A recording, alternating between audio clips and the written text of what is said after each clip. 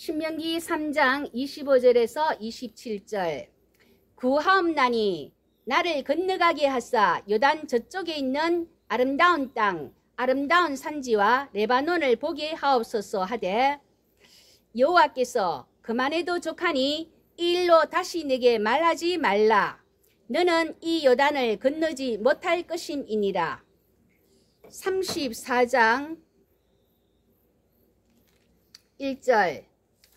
모세가 모압 평지에서 너보산에 올라가 여리고 맞은편 비스가 산꼭대기에 이르매 여호와께서 길르앗 온 땅을 단까지 보이시고, 5절. 모세가 여호와의 말씀대로 모압 땅에서 죽어 아론은 가나안을 눈으로 못 보고 에돔 땅 변경 호르산에서 죽고, 모세는 건너가게 해달라고 구하였지만 그만해라, 너는 요단 건너지 못한다며 모압 평지 너보산에 올라 눈으로나마 가나안을 보고 죽을 수 있게 하셨습니다. 왜 수고한 두 사람 가나안에 들어가지 못하게 되었습니까? 민수기 20장 8절입니다.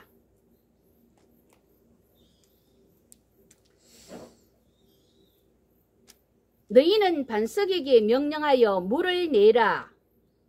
모세와 아론이 반역한 너희여 들으라. 우리가 너희를 위하여 이 반석에서 물을 내랴. 모세가 그의 손을 들어 그의 지팡이로 반석을 2번 치니 물이 많이 솟아나오므로. 12절. 여호와께서 모세와 아론에게 이르시되 너희가 나를 믿지 아니하고 이스라엘 자손의 목전에서 내 거룩함을 나타내지 아니한 고로 너희는 이 회중을 내가 그들에게 준 땅으로 인도하여 드리지 못하리라 하시니라. 모세가 누구입니까? 온유함이 지면의 모든 사람보다 더하더라 한 사람 아닙니까? 그런 모세가 혈기를 부렸습니다. 하나님의 말씀은 반석에게 명령하여 물을 내라 였는데, 예전 출애굽 1세대의 다툼이었던 르비딤 반석에서 해본 대로 40년 지나 출애굽 2세대의 다툼인 가데스 머리바 물에서 지팡이로 반석을 2번이나 내려쳤습니다. 그것도 10절. 모세와 아론이 반역한 너희여 들으라. 우리가 너희를 위하여 이 반석에서 물을 내랴. 마치 물을 자기들이 주는 듯 혈기를 부려 하나님의 거룩함을 훼손하였기에 가나안에 들어가지 못하게 되었습니다. 여러분, 마귀는 어디에 있습니까? 마음의 저 깊은 엄부에. 며칠 전 명사초청 특강에서 서희건설 이봉관 회장께서 디테일한 곳에 마귀가 있다고 알려주었습니다. 세부적인 것 물고 늘어집니다. 특히나 결승점 꼬린문이 바로 눈앞에 가까워질수록 마귀의 광란과 회방은 극성스럽게 도를 넘는다는 것을 아시고 경계의 끈을 놓지 말아야 합니다. 예수님 이미 다 이기셨기 때문에 천군 천사를 동원하시고 준비되어 있습니다. 따라서 우리는 이길 수 있습니다. 힘내십시오. 또 하나, 이봉관 회장님이 성경에서 하나님께 가장 축복받은 사람 누구? 제가 손을 번쩍 들었습니다. 아브라함입니다. 나오라 하시더니만 5만원 주시더군요. 창세기 12장 2절 3절. 가라, 내가 너로 큰 민족을 이루고 내게 복을 주어 내 이름을 창대하게 하리니 너는 복이 될지라. 아브라함은 복의 근원입니다. 너를 축복하는 자에게는 내가 복을 내리고 너를 저주하는 자에게는 내가 저주하리니 땅의 모든 족속이 너로 말미암아 복을 얻을 것이라 하신지라. 정경이 TV 보면 맞출 수 있다. 누군가 그러더군요. 간만에 소고기 사 먹었습니다. 여러분, 한 사람 한 사람은 복의 근원입니다. 축복하고 축복합니다. 절대로 누군가를 저주하지 마십시오. 그 저주가 자기에게 임합니다. 시내산 계약에서 하나님은 이스라엘의 하나님이다. 이스라엘은 하나님의 백성이다. 그렇다면 하나님의 백성답게 사는 것은 어떤 것인가? 그것을 가르쳐 주는 것이 명령과 규례와 계명, 법도로 출애굽기 20장 10계명을 출발점으로 레위기를 통해서 하나님 백성답게 사는 방법을 알려주고 있습니다. 출애굽 1세대들의 40년 광야 생활은 막을 내렸고 이제 죽음을 앞에 두고 있는 모세는 약속의 땅 가나안을 바로 눈앞에 두고 요단강 동편 모압 평지에서 출애굽 2세대들인 이스라엘 백성들에게 비장한 각오로 3번의 고별 설교를 통하여 출애굽과 광야의 유랑생활 속에서 보여준 야훼의 은혜로운 행사들을 기억하고 그들이 가나안 땅의 유혹들에 직면할 때 언약의 서약을 굳게 지키라고 백성들을 권면하고 있습니다.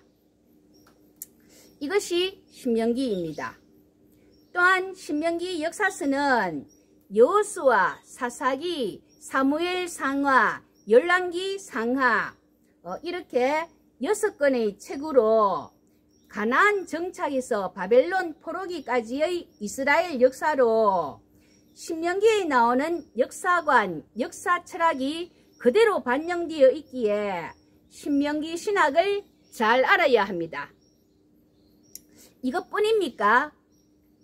예수님이 광야에서 마귀에게 시험 받으실 때 신명기 말씀으로 마귀를 물리치셨고 가장 큰 계명은 단연코 신명기 6장에 드세마라고 하셨습니다.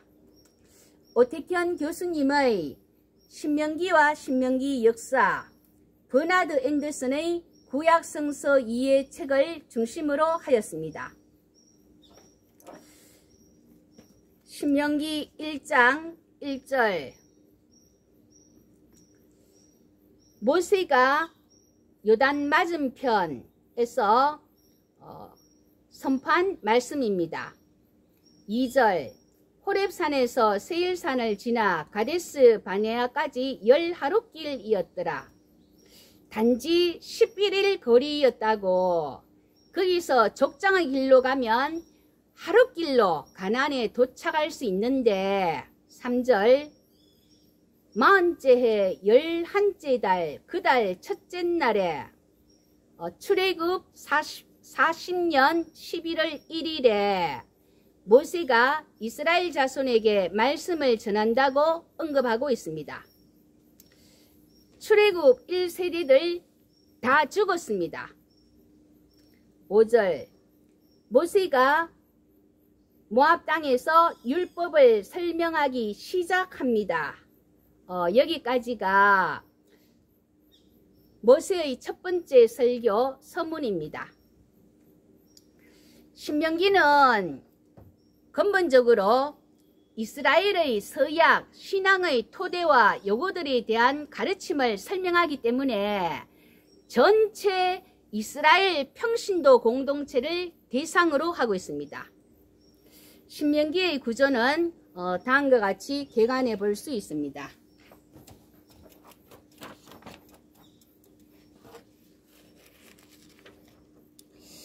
버나드 앤더슨의 구약성서 이해를 참조한 신명기의 구조입니다.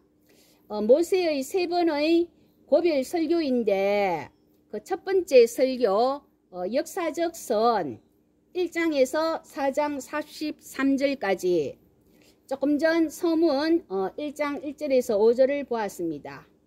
이어서 호렙산을 떠나온 이후의 사건들에 관한 모세의 계관 하나님의 규례와 법들을 듣고 준행하라는 모세의 권면, 그리고 요단 동편의 새 도피성.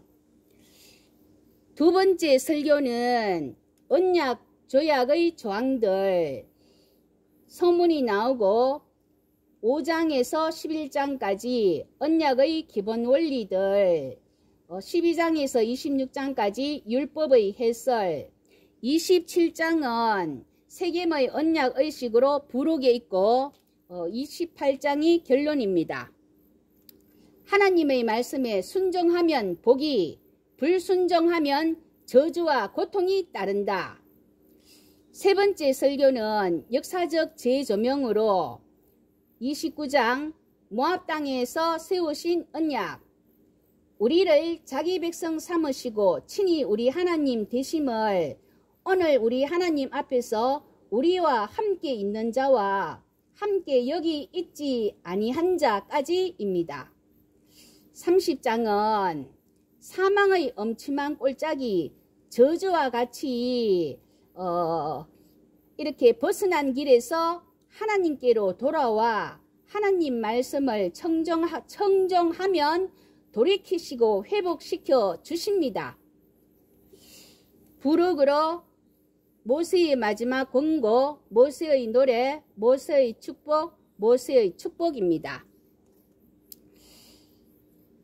하나님의 백성으로서 준행할 바를 찾아 실천해 가시면 좋겠습니다. 오늘 두 번째 설교 부분을 중심으로 합니다. 요시야 왕이 성전을 수리하다 발견한 율법책에 해당되는 것으로 요시야 왕이 읽고 종교개혁을 단행하였다고 합니다. 신명기 5장 1절에서 3절.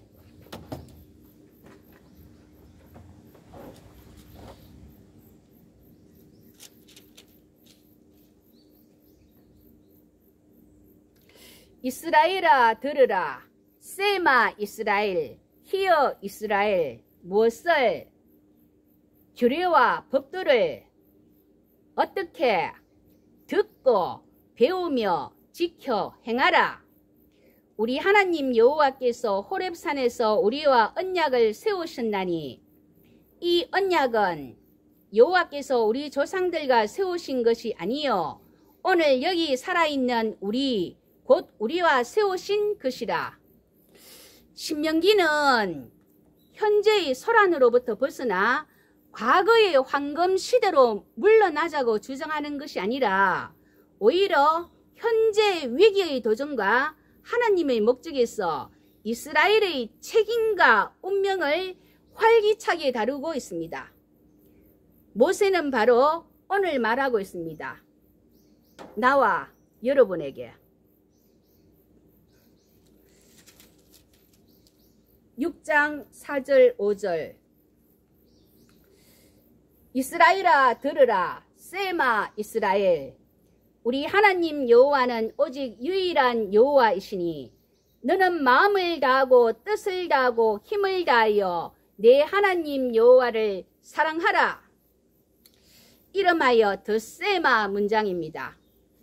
십계명에서 나 외에는 다른 신들을 내게 둘지 말지니라 말고 말매어의 부정문이 아니라 긍정문으로 제시합니다. 세마는 이스라엘 신앙의 대상은 오직 유일한 한 분 여호와이시다. 신명기 신학 첫 번째 유일신 신앙 강조. 마가복음 12장 29절에서 30절.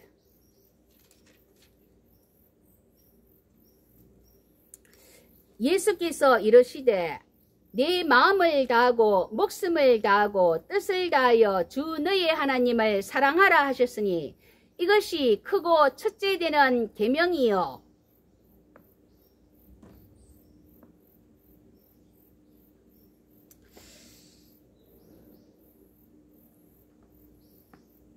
예수님께서는 모든 계명 중에 첫째가 이것이라고 하셨습니다. 더 세마.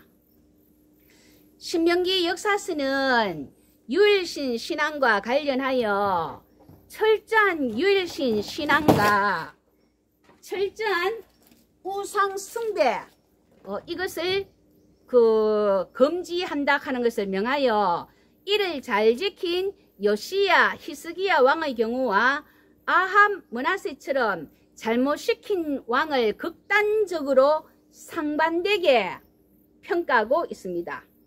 어떤 왕이라도 이 원칙을 따라야 했습니다. 그 이유는 이스라엘은 하나님께서 다른 모든 나라들 중에서 선택하신 거룩한 백성이기 때문입니다. 그렇기 때문에 하나님의 백성을 하나님의 백성답게 이끌어야 할 책임이 있는 왕도 유일신 신앙의 수호자가 되어야만 하는 것입니다. 신명기 12장 10절에서 11절 너희가 요단을 건너 너희 하나님 여호와께서 너희에게 기업으로 주시는 땅에 거주하게 될 때 너희는 너희의 하나님 여호와께서 자기 이름을 두시려고 택하실 그곳으로 내가 명령하는 것을 모두 가지고 갈지니 택하실 그곳 후대 역사에서 예루살렘 성전이 중앙성소의 위치를 차지하게 됩니다. 사마리아 오경에서 택하신 곳 그리심산으로 의도적인 수정을 가함으로 가치가 훼손되었다고 앞 특강에서 언급하였습니다. 신명기 신학 두 번째 중앙성소 강조입니다. 신명기는 이스라엘 백성들이 가나안에서 오직 한 곳에서만 예배를 드려야 한다는 중앙성소의 원칙을 내세우고 있습니다. 가나안 땅에 들어가서 많은 장소에서 예배를 드릴 때 가나안 원주민들의 영향을 받을 위험이 있고 따라서 신앙의 순수성이 오염될 수 있기 때문입니다. 중앙성소와 관련하여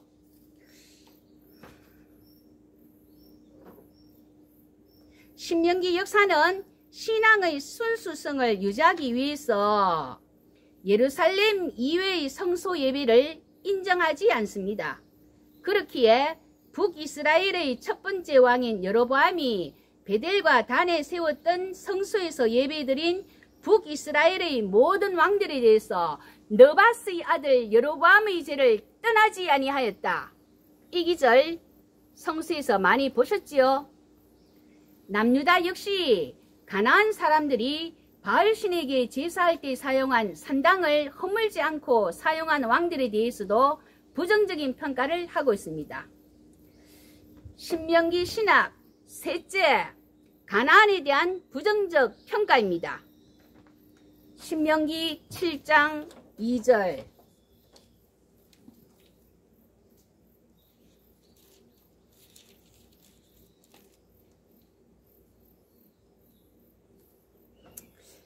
내 하나님 여호와께서 그들을 네게 치게 하시리니 그때 너는 그들을 진멸할 것이라. 그들과 어떤 언약도 하지 말 것이요 그들을 불쌍히 여기지도 말 것이며. 전멸법입니다. 3절 그들과 혼인하지도 말지니 가나안 사람들과의 결혼을 부정하고 있습니다. 4절 그가 네 아들을 유혹하여 그가 여호와를 떠나고 다른 신들을 섬기게 하므로 여호와께서 너에게 진노하사 갑자기 너희를 멸하실 것임이니라. 신명기 20장 13, 14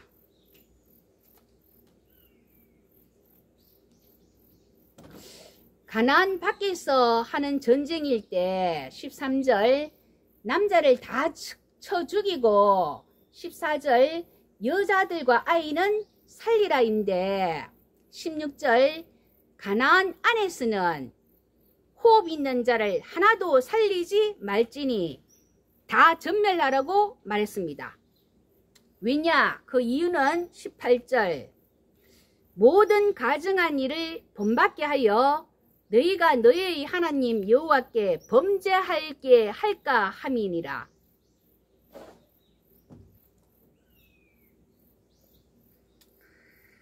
신명기 신학 넷째, 사랑과 정의의 공동체 강조입니다. 신명기 10장 17절에서 19절.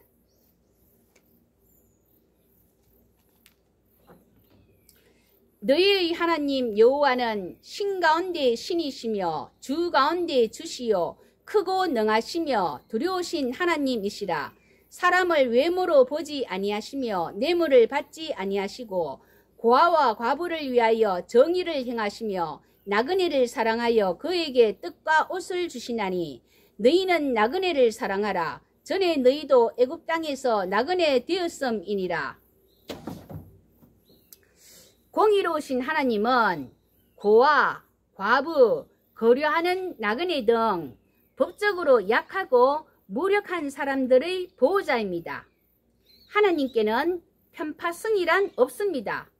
모든 사람은 하나님의 심판대 앞에 똑같이 섭니다. 하나님께서 이런 식으로 행하시기 때문에 이스라엘도 사람들을 대할 때 이런 방식을 따라야 합니다. 신명기에서는 사회적, 경제적으로 약한 형제들에게 공의와 사랑을 베풀면서 더불어 함께 사는 것이 이스라엘 공동체가 가나안에 들어가 반드시 지켜야 할 하나님의 명령임을 강조하고 있습니다. 예를 들어 과부가 겉옷을 저당 잡혔는데 합당한 연유로 과부의 겉옷을 취하게 되었을지라도 해가 지기 전에 돌려주어야 합니다. 이스라엘은 일교차가 크기에 한여름에도 밤이면 춥습니다. 그런데 과부가 겉옷을 맡겼다면 이제 더 이상 덮을 것조차 없다는 뜻이고, 추운 날씨에 겉옷도 없이 과부가 떨며 눈물을 흘린다면 가진 자를 용서하지 않겠다는 것입니다.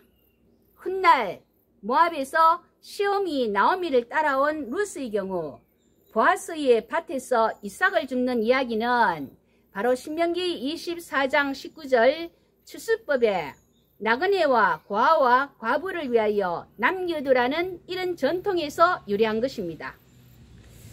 신명기 역사에서도 엄격히 적용하여 다윗 왕이 햇사람 용병 우리아를 죽이고 그의 아내 바세바를 빼앗았을 때 하나님의 무서운 심판이 기다리고 있었고, 아황 역시 나봇의 포도원 사건으로 인해 선지자 엘리야로부터 무서운 심판을 경고받았습니다.